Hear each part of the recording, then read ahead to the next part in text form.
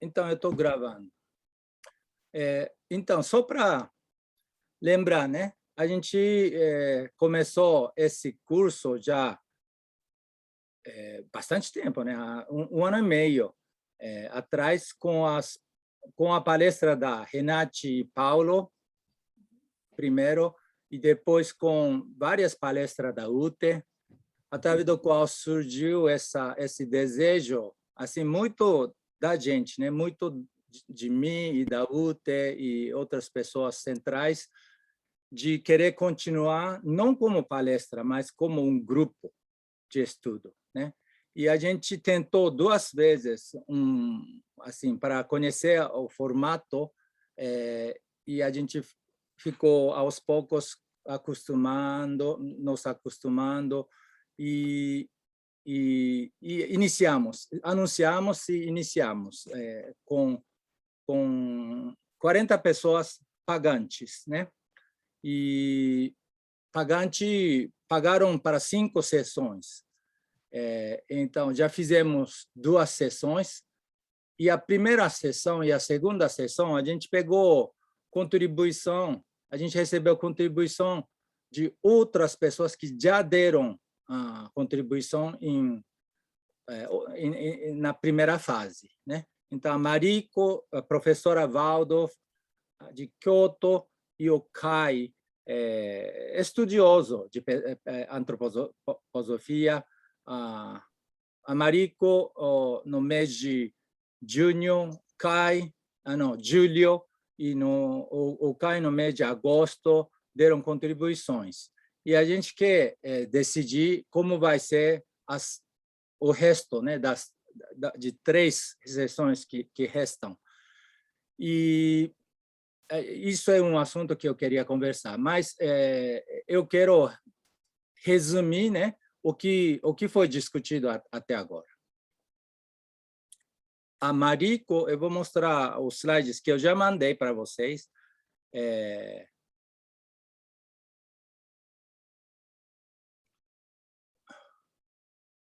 Então, a Mariko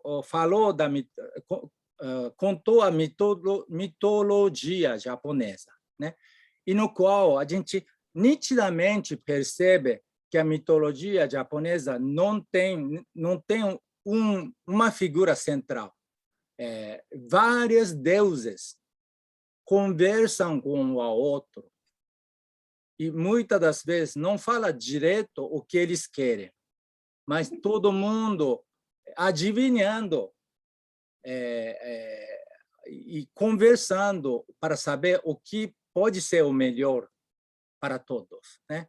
Esse estilo você percebe na mitologia, e não só na mitologia. Até agora não mudou nada, né? Não mudou nada. Não fala. Perguntar uma coisa, Daisy. Viu, Daisy? Deixa eu perguntar uma coisa.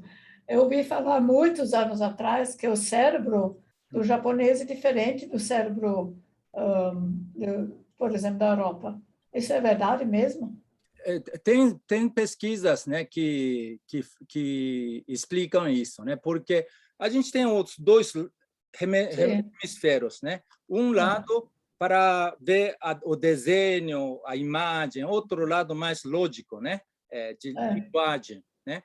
Linguagem e a imagem, né? Então, como nossa escrita é todo desenho, né? Vem da forma de imagem, não apenas de símbolo, mas você vê a imagem lá, né? Então, tem gente que fala que a gente processa a linguagem usando hemisfério de imagem, sabe? Então, existe essa teoria, não sei até que ponto que é comprovado, eu posso pesquisar, mas isso existe. Outro é que nossa linguagem, nosso estilo de conversa, tudo é muito nessa linha, sabe? A gente reforça essa tendência todos os dias. Por exemplo, a UTE sempre lembra que eu mencionei, eu expliquei que no Japão não tem palavra eu. Eu posso dizer boku, dizendo que eu não sou tão importante, eu sou jovem, ou amigável, né? eu posso dizer watashi para dizer que eu sou formal hoje, estou aqui presente formalmente. Ou eu posso dizer ore para ser um pouco mais delinquente, mais casual. Então, tem várias palavras para dizer eu. Né? Ou é só para o homem, né? Isso para homem. E as meninas tinham apenas atashi ou watashi. Watashi formal, atashi informal. E hoje em dia ninguém usa mais essa palavra. As meninas usam o nome. Essa tendência foi sendo reforçada muito rapidamente nos últimos 10 anos. Hoje, quase todas as crianças, meninas, não falam eu, fala Ute, que Suzane, que, sabe? Então, o eu do Japão, nesse sentido, é muito diferente. Né? Tem sido sempre. E agora está pegando outro caminho. Outro é que a gente conversa sempre esperando o outro, toda hora, todo segundo a gente espera o outro responder. Assim. A gente não continua, a gente continua falando até o fim. A gente fala, a gente sempre pensa, entende? A gente espera o outro a dar afirmação, né? E o outro às vezes faz assim. E a gente para lá para procurar o que foi errado de mim, para não saber da emoção, ou sensação, o pensamento do outro. E a gente corrige. Né? Essa tendência é muito forte entre mulheres. Eu fico impressionado quando minha esposa encontra as amigas dela. Né? Para decidir onde vai almoçar, eles não terminam a palavra, sabe? A frase. A gente, vamos comer... E outro já fala. Sim, vamos. Aquela comida de 2 semanas atrás a gente foi visitar. Assim foi completando até chegar à conclusão coletiva, sabe? Então, quando chega na conclusão, não foi a proposta de uma pessoa, já é uma conclusão tomada. Demora pra caramba. Demora, Jesus Cristo, eu fico angustiado, né? Eu fico até, às vezes, fico bravo porque está saindo trem, ainda não decidiu, né? Como o bentô para comprar. Então, isso é muito forte. E você percebe isso na mitologia. Desde a mitologia. Né? Então, isso foi mais ou menos o comentário da Mariko. Mas deixa eu só entender, porque eu não vi esses slides. Então, isso porque tem a arte. Vou explicar. É o seguinte, e daí então ela começou assim, e ela comentou da vida de um Deus que criou não a Terra, porque a Terra do Japão foi criada por homem e mulher deuses, né? E esse homem e mulher Deus deram luz a outros deuses. E acho que é terceira geração, algo assim, um menino, o irmão caçula de 80 irmãos, ele recebeu muita força de ajuda de animais e outros sábios, e ele, no final, ele foi o conquistador do Japão, né? Então, ele criou o país. Mas, antes de criar o país, ele foi visitar o tipo antepassado Deus, um importante Deus, e enganou ele e roubou sua filha como sua esposa, né? E a esposa e ele foram apaixonados, então a esposa ajudou ele fugir do pai, do sogro, né? Então, nessa hora, esse Okuninushi e sua esposa nova roubaram 3 tesouros que deram uma nova habilidade, uma nova força para esse menino. E esse menino depois se tornou Okuninushi. Antes era outro nome de criança. Agora Okuninushi, ele é dono do país grande. E daí o que eles roubaram são esses 3 tesouros: harpa, espada e flecha, né? E a Mariko interpretou. Aquele da cima lá é a harpa? A harpa, isso foi encontrado num túmulo de antigamente, 2000 anos atrás, e daí eles colocavam, né, corda aqui. Então. Isso é algo muito antigo. Você não tem mais, hoje não se encontra mais esse tipo. Mas disseram que é o arquetípico de harpa original do Japão.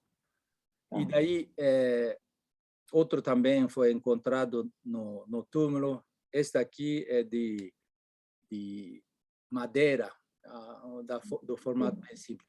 Então, segundo Mariko interpretou que harpa representaria emoção, a força de emoção, alma, e a espada representaria a força de vontade, e a flecha representaria o pensamento, a força do pensar, né? E daí, talvez através dessa nova habilidade que foi criado o país. E terminou aí. Terminou a sessão. Isso foi a primeira sessão. Interessante. Esse menino que se tornou dono do país, criador do país, ele, ainda na sua vida, tive que dar o país para outro povo. Porque a irmã do sogro, que era uma deusa do sol, uma deusa muito importante, ela mandou seu descendente para pedir este país bonito, Japão, e com muita força militar. E daí, então, o Kuninushi, ele conversou com seus filhos, alguns não concordaram, outro concordou, acabou decidindo a oferecer o país. Então, ele já, na sua vida, perdeu o país. E depois ele se tornou o cuidador do lado espiritual do povo. E o lado político do país tem sido cuidado por outra família. Essa outra família é antepassado do imperador. Então, e eu sempre imagino que toda essa história, uma parte é real, porque o Japão tem a história de invasão do povo de Coreia, né? Antes, no Japão, vivia o povo bem assim, indígena, com o rosto parecido com o Massa. O Massa, ele é descendente daquele povo, sabe? Muito indígena, né? O rosto dele, né? Muito pelo. Mas não do Ainu. É do Ainu, não, né? Aquele do sul. Então, Ainu também é do povo indígena, antigamente, ou do sul, mas ele é do caso do sul, né? Nós somos mistura, mas 20 mil anos atrás, esse povo indígena foram quase assim, desaparecendo pela visita, acho que de doenças, né, continentais, que caiu a população muito rapidamente e depois aumentou de novo com a nova civilização de arroz. Essa nova civilização de arroz, obviamente, foi trazido, não é 20 mil anos atrás, acho que é 2.000 atrás, 2.500 anos atrás aconteceu isso, a nova civilização. O número eu não lembro. Mas, então, essa civilização veio da Coreia, ou China, né? Continental. Esse povo tem um rosto mais assim, asiático, né? Parecido com o povo de hoje, né? Então, essa história de mitologia deve ter alguma lembrança sobre essa fase, né? O que eu questiono é uma falta de presença de um interpretador. Eu imagino que nessa fase deve ter tido 2 idiomas, alguém facilitando a comunicação. Essa figura de comunicador, ele deve ter sido importante. Essas coisas, né? O que não é escrito. Então, essas coisas a gente discutiu na primeira sessão. A pergunta da Mariko, que ela deixou, é o que será essas 3 forças o que o povo do Japão recebeu do Deus, um dos deuses. Até aqui, você tem alguma pergunta? Não, talvez a Suzane. Não. Eu sei que em muitas mitologias 3 é o número sagrado, né? Misterioso, né? Para alguém ganhar força, sempre aparece 3 desafios, 3 tesouros, 3 alguma coisa, né? Então, nesse sentido, o Japão pode manter a memória daquela fase mitológica, porque nosso simbolismo, que a Ute percebeu, e depois da visita da Ute, eu percebo em todos os lugares do Japão, essa figura esquerda. A direita, esse é continental, esse é o famoso Yin e Yang, né? Mas no Japão não se encontra essa imagem, mas a gente vê esse 3 tríade, né? A gente percebe isso em todos os outros lugares. Ninguém explica o que é. Ninguém nem percebe. Mas isso é o simbolismo que você vê no subconsciente todos os dias, em todos os lugares. Mesmo no tambor japonês sempre tem essa coisa, e nos templos budistas, todos os templos têm essa imagem, e a gente não sabe por que 3, se é diferente do 2, né? Então, isso, para mim, é uma lembrança, memória do tempo mitológico do ser humano, né? E é uma enigma que nasceu, eu acho que no grupo. O que é o número 3? Tá. Que é o número 3 na mitologia e nesses simbolismos. E interessante, isso é gagaku. Gagaku é música tradicional de corte do Japão. No gagaku, sempre tem esses 2 maiores tambores. Usam vários instrumentos antigos, mas são 2 estes muito presentes e o maior instrumentos que eles usam sempre impares, né? E no simbolismo do Japão tem o sol em cima, e no simbolismo continental sempre tem a lua em cima.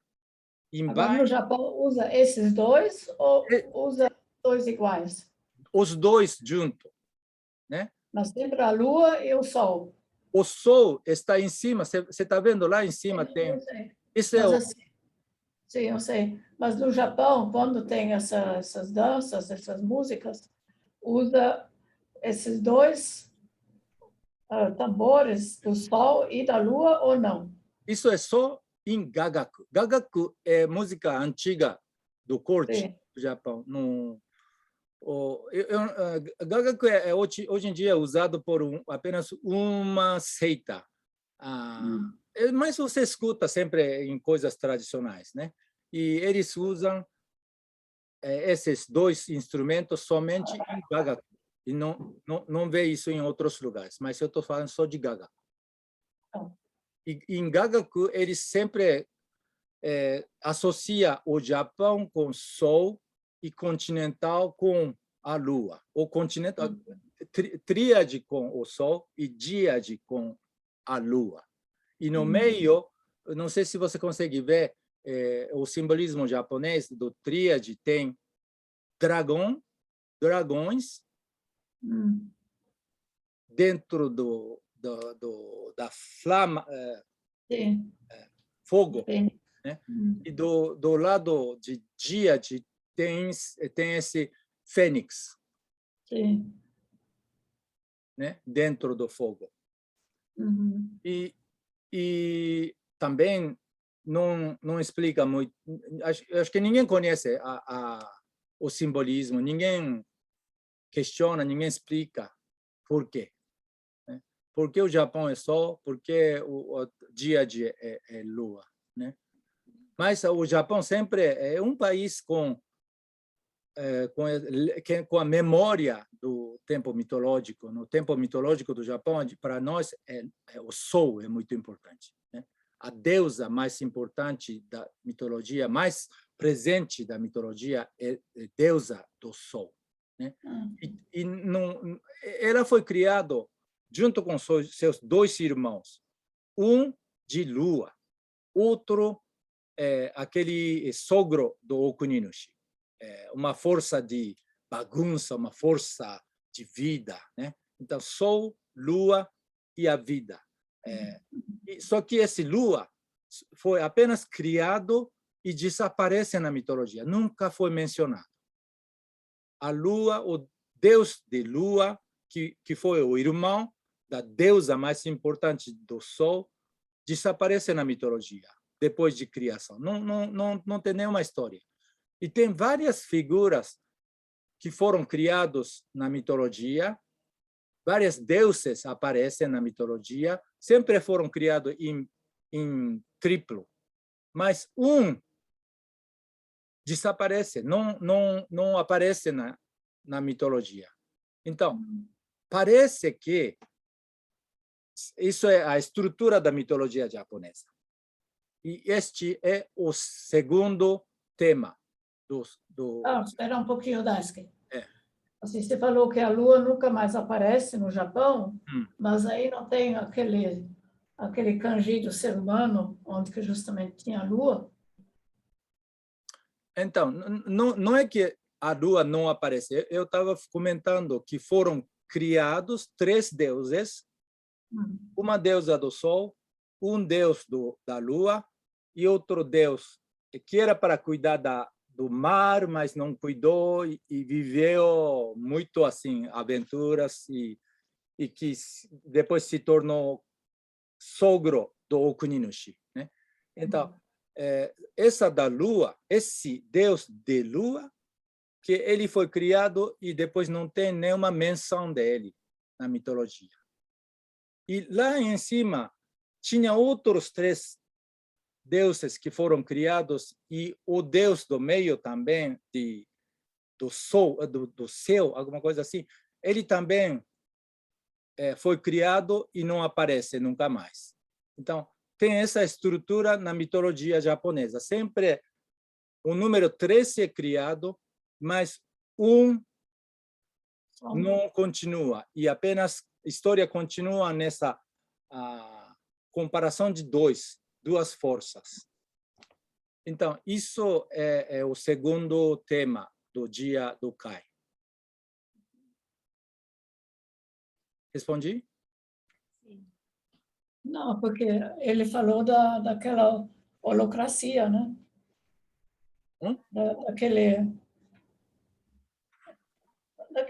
Daquela oca, estrutura oca. Então, aí que surgiu essa teoria do Kawai. Kawai percebeu que sempre são criados 3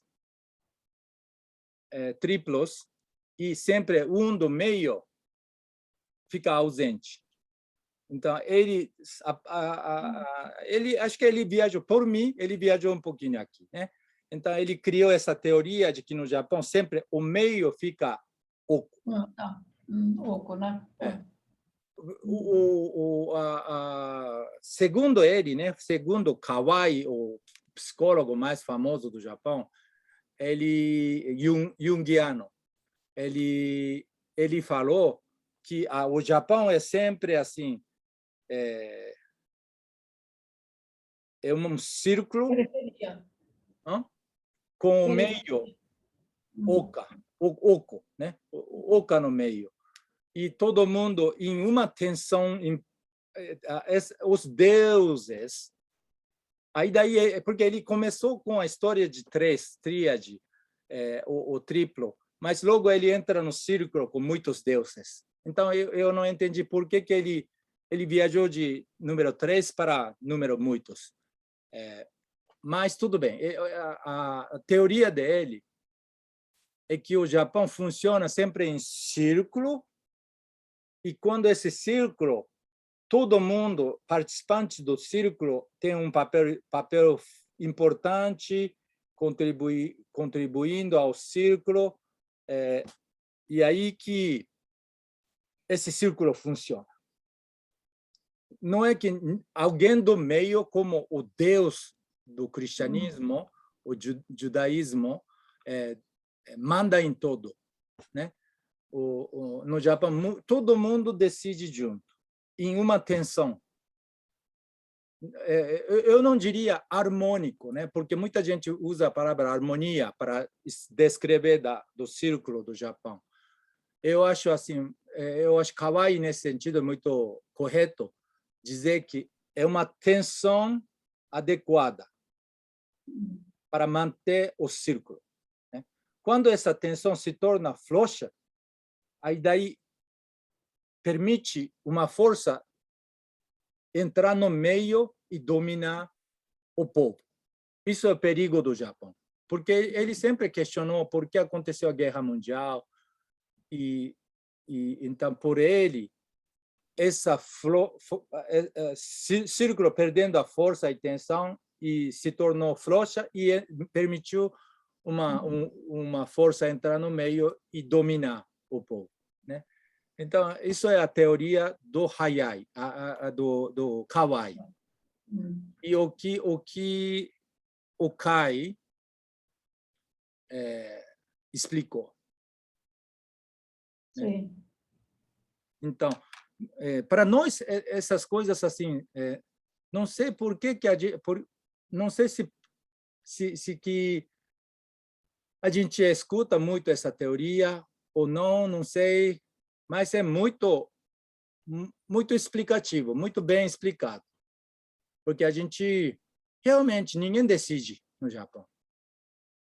Então, mas eu assim não deu para falar isso naquele dia, já terminou, mas eu tenho uma pergunta mesmo, porque do outro lado tem um senso de hierarquia muito forte do meu ponto de vista. Uhum.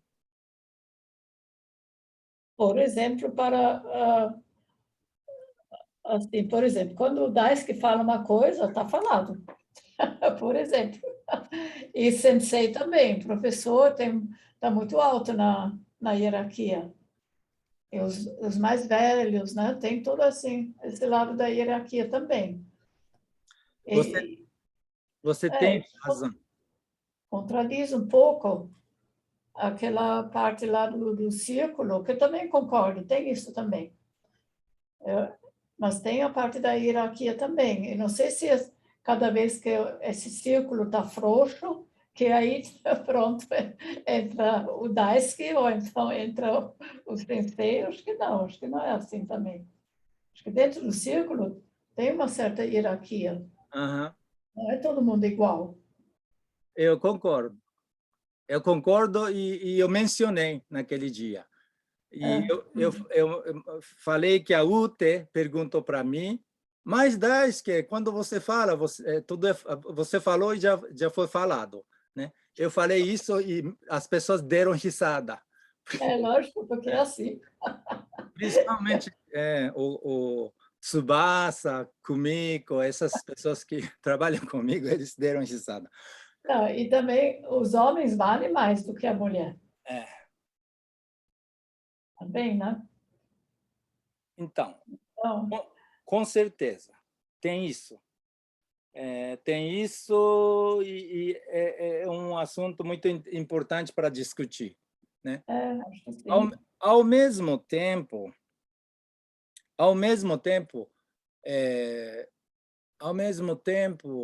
quando tem 5 daisukes, é bom ter uma figura central.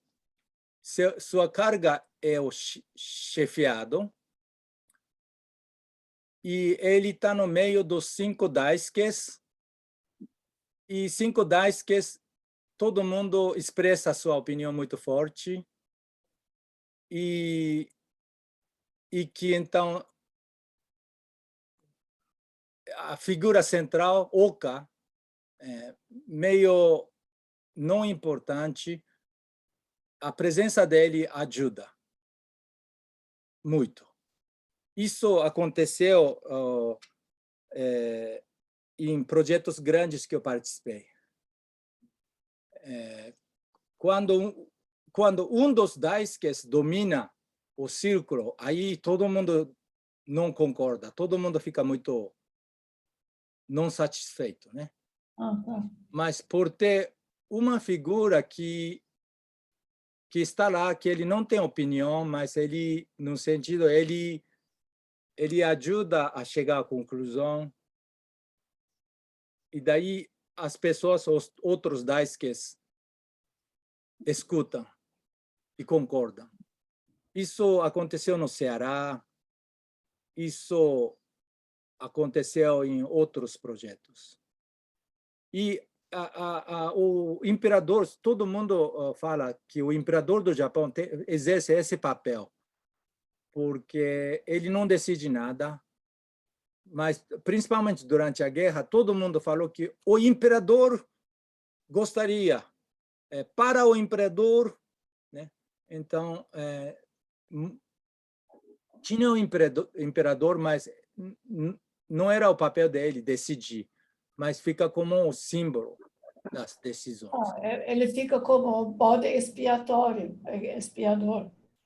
sabe? Ele tem que pegar toda a culpa e não tinha nem o poder.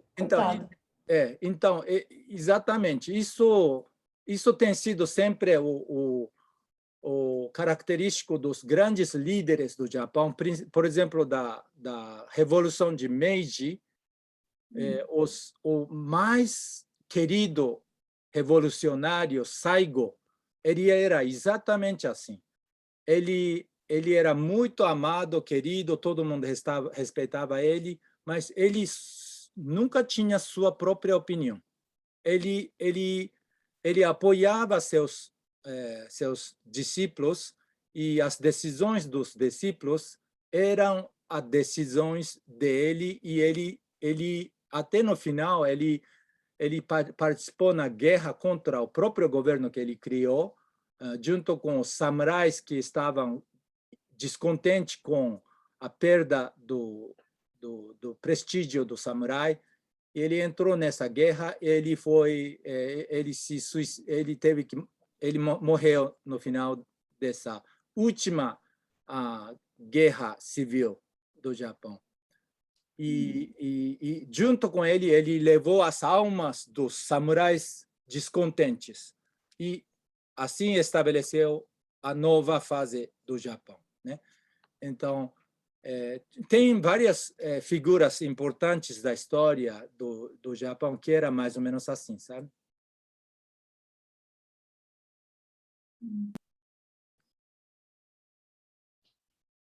Então, foi isso que mais ou menos assim foi conversado na segunda sessão. O Kai falou mais coisas,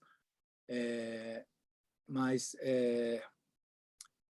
e daí? Como continuar, né? É isso que eu... E daí, no final do dia, ele falou mais 5 minutos, mais 10 minutos para mostrar que o Japão castiga os fatores exteriores. Dando exemplo de conto bem comum, folclórico, de filho mestiço de ogro com mulher japonesa.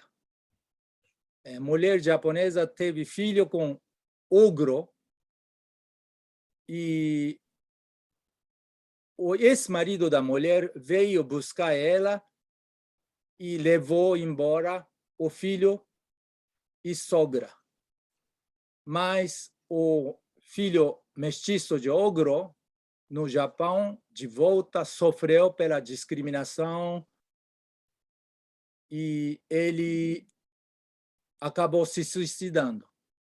E no momento de suicídio, ele falou para a mãe, joga meus ossos da parte do diabo, do ogro, na terra, que os ogros nunca mais vêm invadir o Japão. O que ela fez, e o ogro pai do mestiço, quando ele veio buscar a família, ele não conseguiu chegar. Então, essa história folclórica, ela contou, mostrando como um exemplo, talvez, de tendência de exclusão do povo japonês, porque eu interpretei que o povo japonês tem essa tensa cultura de círculo, tensa cultura de decidir as coisas da forma meio sem falado, adivinhando um ao outro. Então, permitir um fator estrangeiro dentro desse círculo destrói essa habilidade. Por isso não gostam de estrangeiros. Mais ou menos assim que eu interpretei. Né? Mas aí daí o Kawai, também foi Kawai que contou, lembrou, pegou, colecionou essa história folclórica e explicou dessa tendência. E o Kawai explicou que no tempo moderno do Japão não podemos mais discriminar os fatores estrangeiros e temos que criar uma nova sociedade, nova civilização mais inclusiva, né? Então, isso foi mais ou menos assim, palavras do Kawai que o Kai mencionou, e ele, num sentido, deu paz, o batom para a próxima pessoa, para continuar mais ou menos nessa linha de como lidar com essa tendência, mais ou menos. Sim.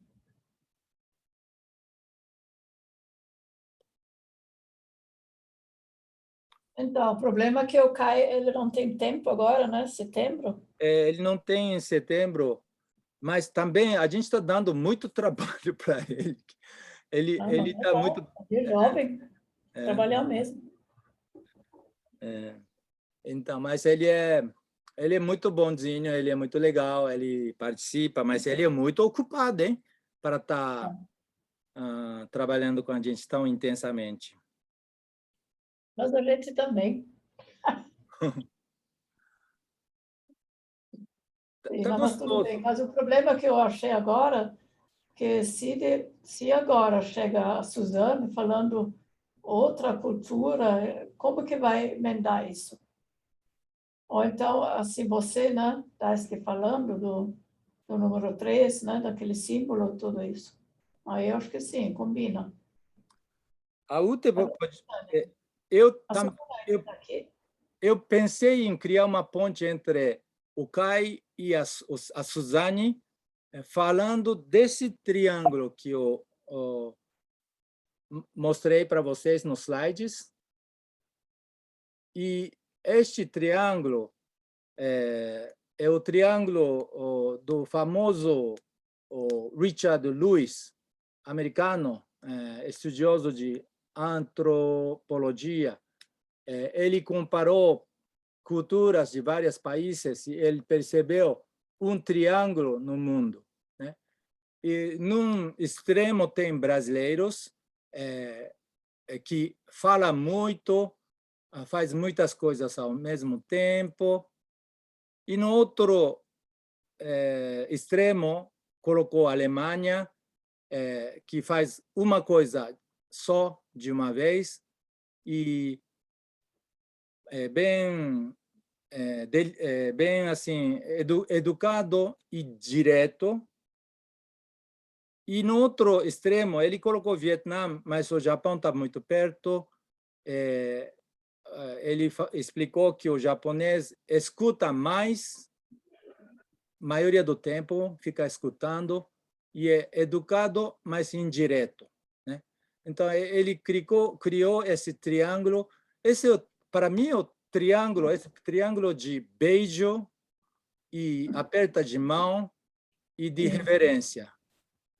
Eu sempre percebi esse triângulo não funcionar como um triângulo, mas dia a dia em relação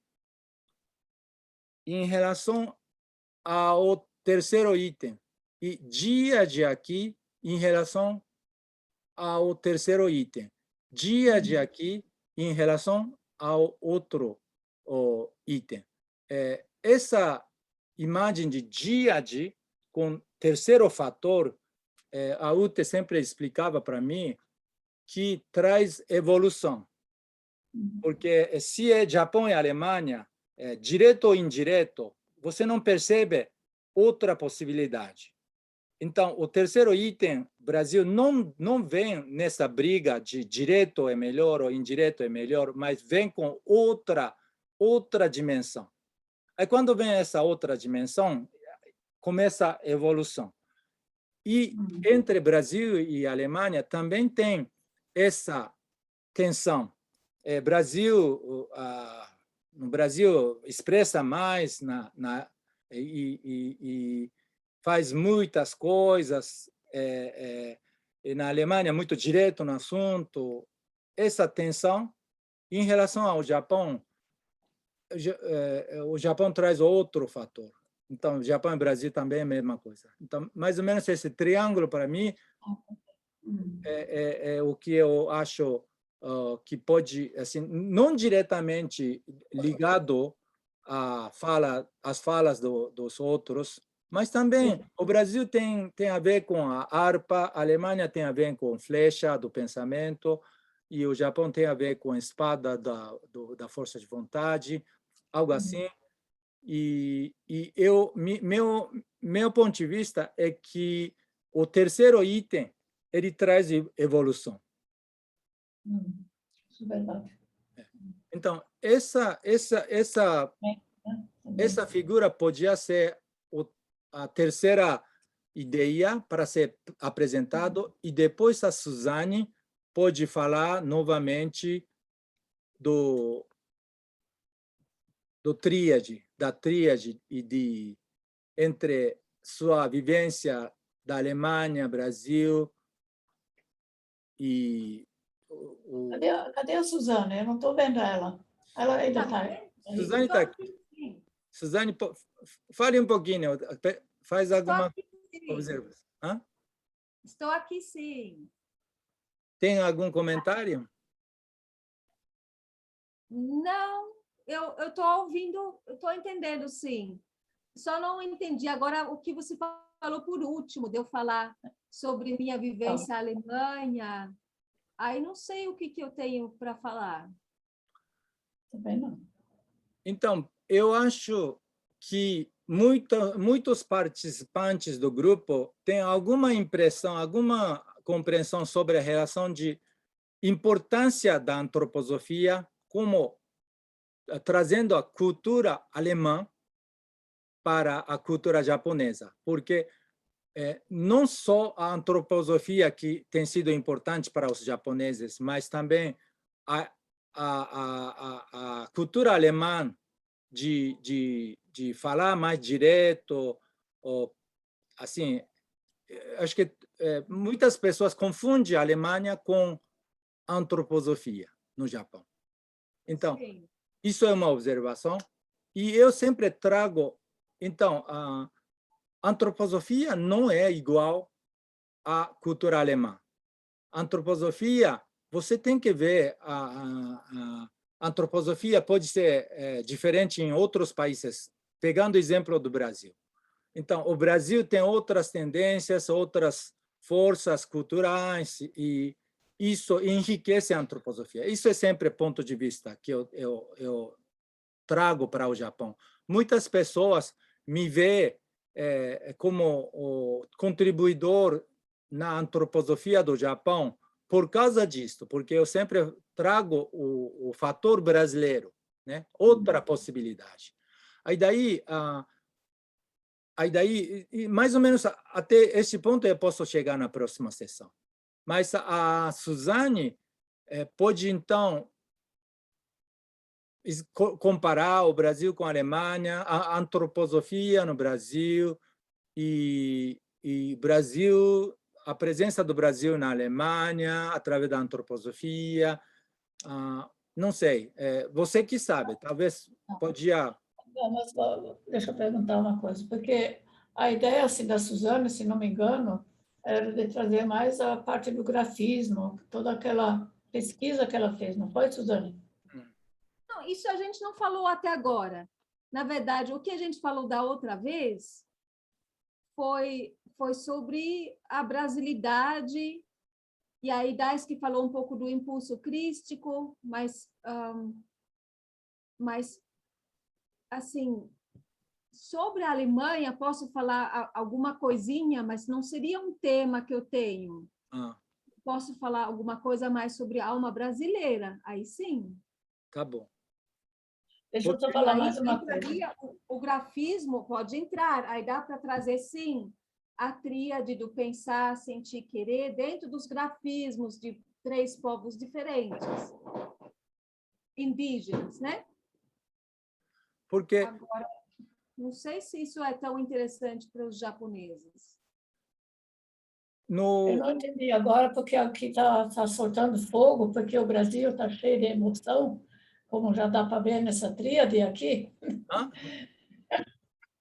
Fogo? Eu não consegui entender o que a Suzana falou, porque tem fogos aqui que eles estão soltando. E O que aí, está acontecendo? não sei, acho que qualquer coisa. Ou estão vendendo droga, estão felizes que chegou uma carga de droga, ou futebol, não sei. Mas, assim, deixa eu falar uma coisa sobre aquela forma mesmo, sabe? De 3 e de 2.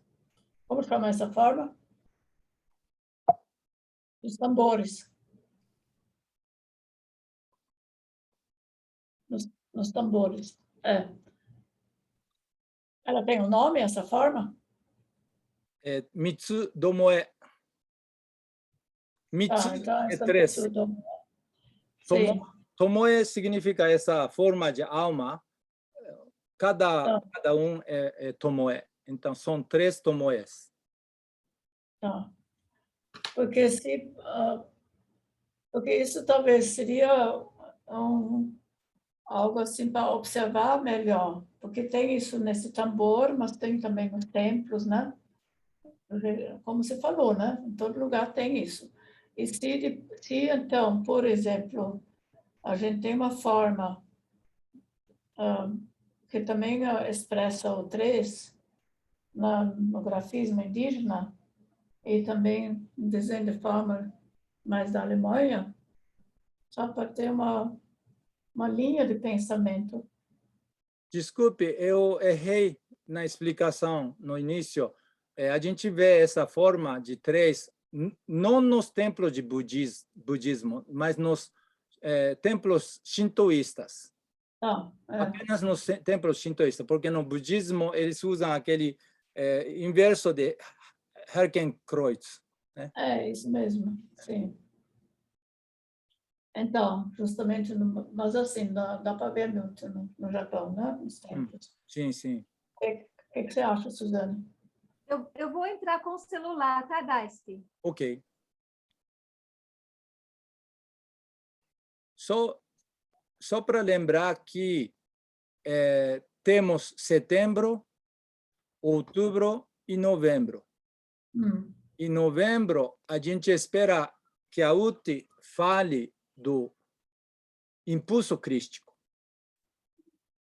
Então, a gente começou com o número 3 e a gente quer chegar no impulso crístico. Sim, mas que tem a ver com 3. Tá bom.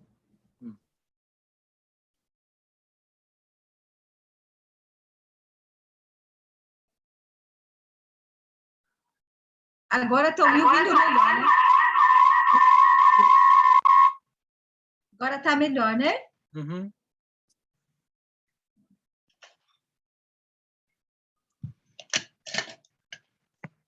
Tá, então, Suzane, o que você acha? Então, o que eu tinha falado antes, que sobre relação Alemanha, não tenho muito para falar. Alguma coisa de cultura, né? Que realmente isso também acontece aqui, como você fala, Daisy, que se confunde a antroposofia com cultura alemã. Posso dar um outro exemplo disso, mas muito mais do que isso não tenho para falar. Dos grafismos, da última vez, a gente não tinha falado, mas agora com esse símbolo combina, né? Tem, eu posso tentar abrir aqui, de um povo, um símbolo bem parecido até. Deixa eu achar que aí eu posso compartilhar.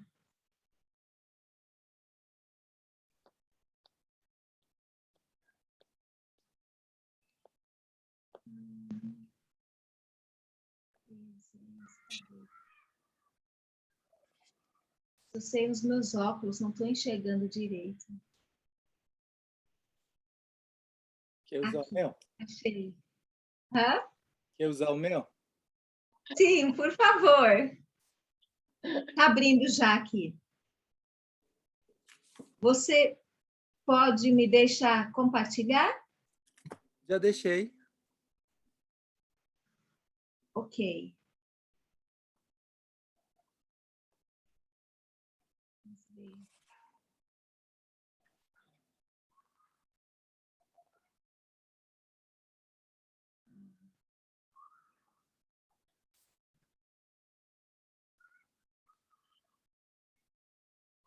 Tem esse aqui, no fundo, ele é parecido, mas ele não tem nada de 3, né? De 3 ou 2, isso ele não tem. Mas tem esse caracol. Sim. Não sei se dá para... Teria que pensar um pouco se dá para fazer alguma conexão. Eu consegui fazer uma conexão com a bandeira do Brasil com essa forma. Olha aqui. Bem direta. Sim. Mas teria que pensar algo que combine com o Japão, né? Que combina com 3, pelo menos. Não tem nada que combina com 3. Porque não é só o 3, é o 3 o 3 em 1. Não tem, não. Tem 2, tem bastante, né? Com polaridade, tem bastante. Com Sim. espelhamento, com encaixe. Mas 3, eu vou dar uma procurada se tem alguma coisa. Assim, de 2.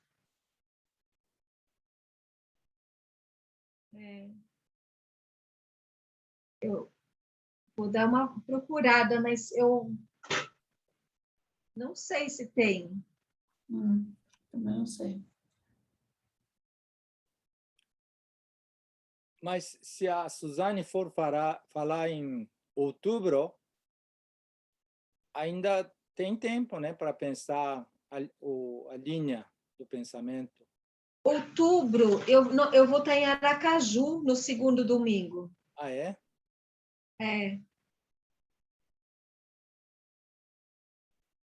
ser assim, é previsto, né, que eu vou presencialmente. Se a pandemia não deixar, não, mas por enquanto parece que sim.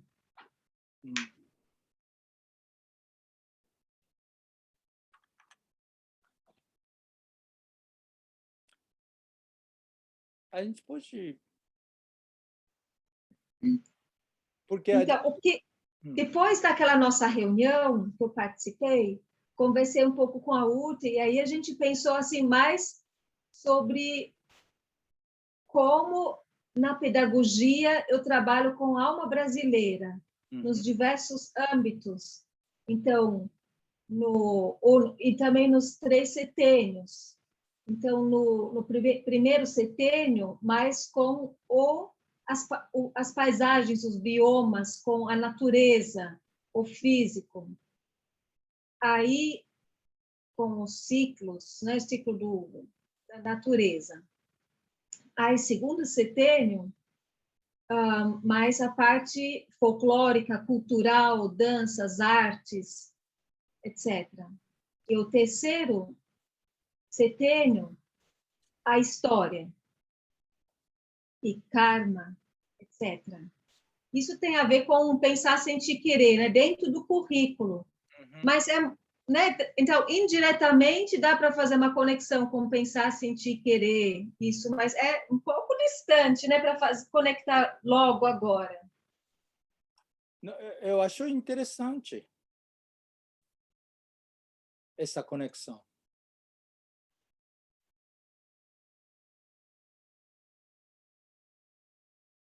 E aí, falando mais do Brasil, né? E aí cada um poderia pensar como seria no Japão, se isso vale também ou não, combina. E aí sim, dá para falar um pouquinho sem que a gente confunde. Então, uma coisa que é bem cultura alemã, a coroa de advento. E aqui coloca como uma lei Waldorf, coroa de advento, e ainda cada vela de uma cor, né? Como uma lei, assim. Na Alemanha, qualquer família usa coroa de advento, que não tem nada a ver com antroposofia. É uma coisa muito da cultura alemã. Então, isso é um exemplo, assim, bem típico. Eu acho muito importante isso. Tá.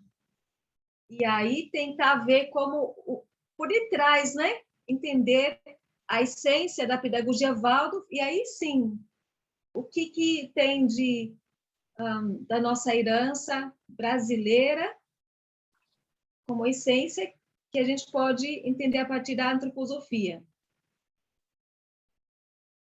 Ou vice-versa. Eu acho muito legal, porque aí volta... Algo assim? Tá. Volta mais ou menos ao assunto que a Mariko queria tocar, né?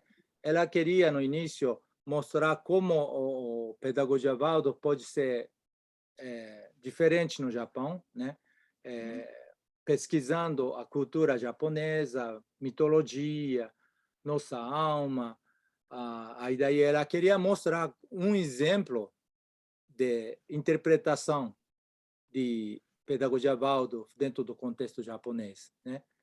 E a Ute elogiou, dizendo que ela é muito corajosa, isso é um passo muito importante. Muitas outras escolas não fazem isto, né? Fazem mais ou menos então fazem mais ou menos igual standard, né? Então mostrar que o Brasil é diferente e você podendo explicar, principalmente mostrar para criar coragem de fazer esse processo, como a gente começou a fazer isso aqui já faz uns tempinhos. É um processo de transformação que precisa ser feito no mundo inteiro. Sim. Também... O que daria para mostrar, não sei se cabe nesse mesmo dia, aí sim dos grafismos, como eu, um posso olhar para os grafismos indígenas em relação ao currículo de desenho de formas. E aí, não assim, copiando o grafismo. No quarto ano, o quinto ano, a gente poderia copiar como um exercício de, como é que fala? Heimatkunde, de estudo da própria região, né? Que a gente faz no quarto ano e quinto ano das regiões do seu país. Não isso, mas entender o currículo do desenho de formas como um processo encarnatório do primeiro ao quarto ano, a partir dos grafismos.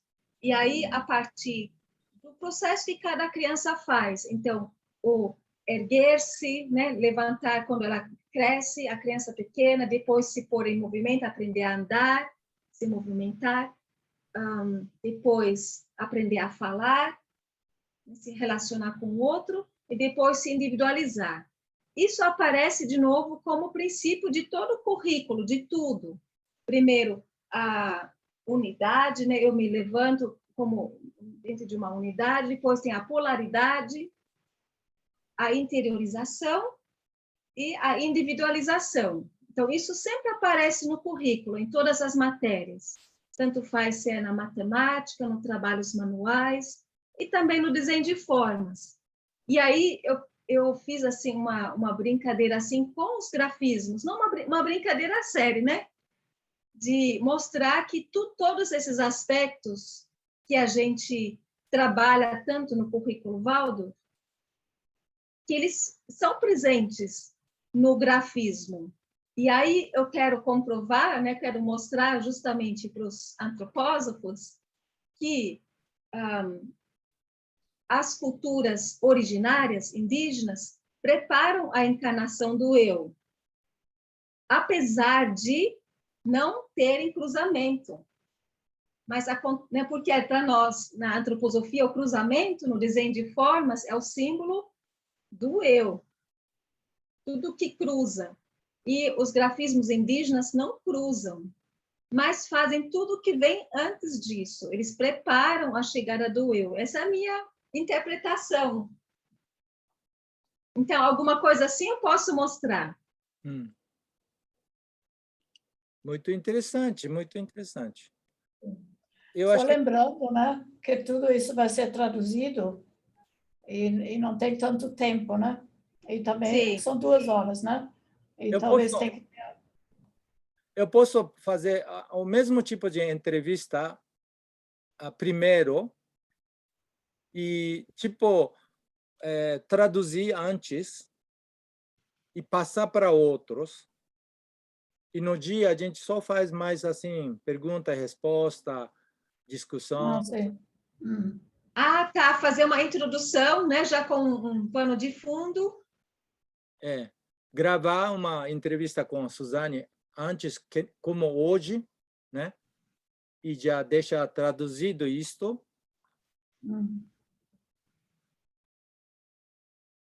E juntar, tipo... Mas talvez seja muita coisa, as duas coisas, né? Eu também acho.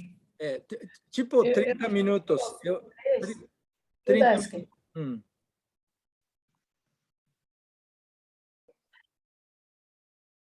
30 minutos de colocação da Suzane e 30 minutos de tradução. Faz um vídeo de 1 hora, mostra isso primeiro para todos, antes do dia, e no dia a gente faz as livres expressões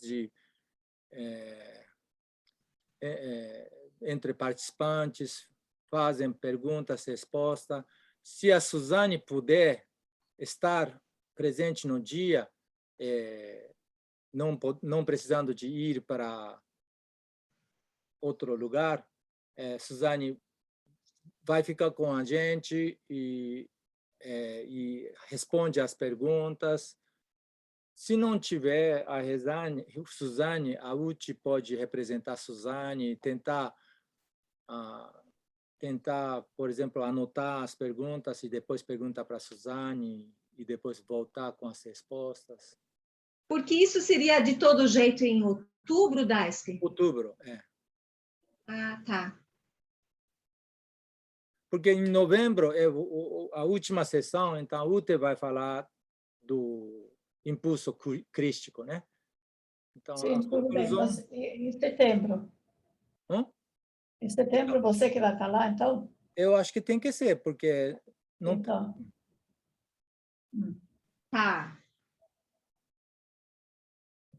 E eu queria muito apresentar a Suzane para a turma, porque por causa da Mainumbi, né? Possível aplicação de Mainumbi no futuro para um curso internacional, né?